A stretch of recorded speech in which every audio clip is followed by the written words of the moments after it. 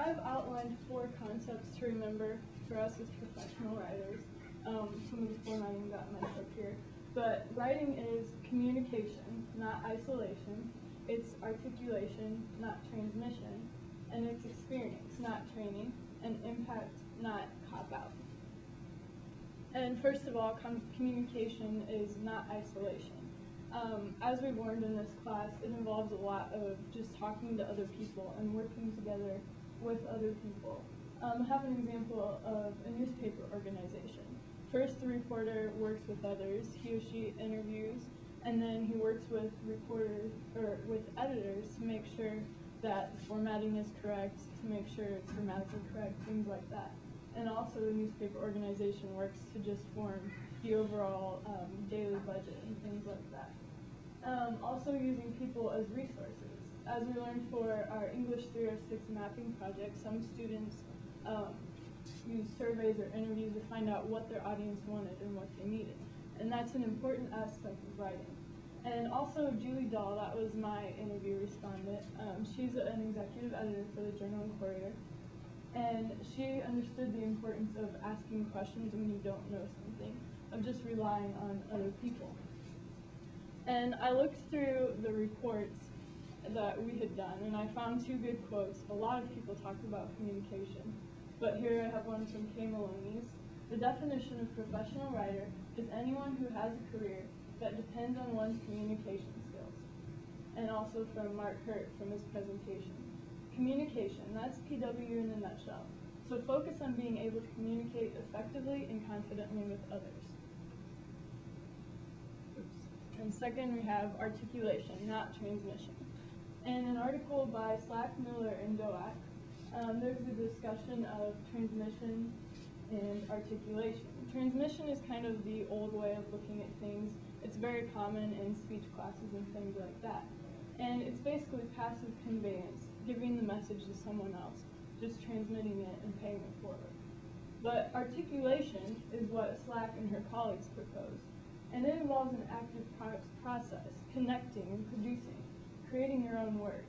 And they use the analogy of train cars. They're all connected, like ideas are connected. And you can change the order of them, which is like re-articulating or reconnecting your ideas. And I also like to think of it as articulation. It's writing is an art, it's creating. And as one writer said it, writing is music. I believe that all writing is music.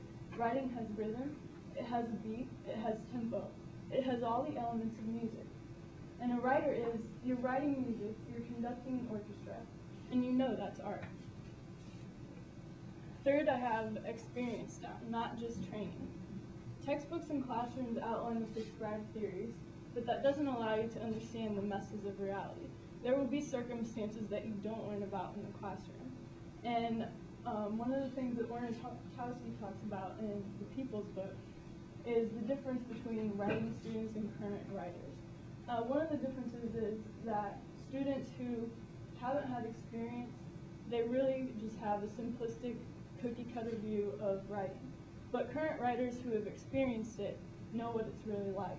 So I think one of the important things for us is to talk to people who are in the field, like we did with our interviews, and just learn from current writers, because that really helps. And also just practicing writing as a writer. So I have 2 quotes from respondents, just the importance of writing. My respondent said, whether you write poetry or novels or whatever, what they tell you is just write, write, write, read, read, write, write. And that's really important. And also a quote from Brian Walsheimer there. And finally, impact. Writing is impact, it's not a cop-out.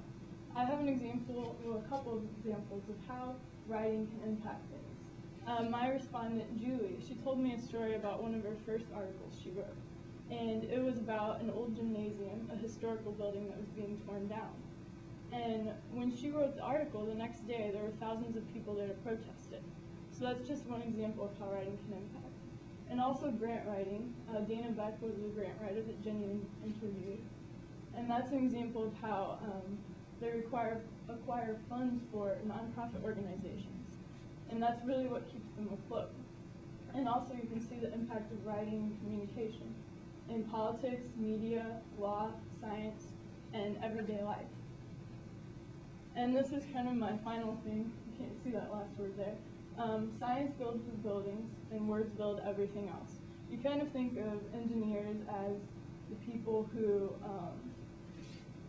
they build things, they create things, and especially at a school like Purdue, where it's known for its engineering and science programs.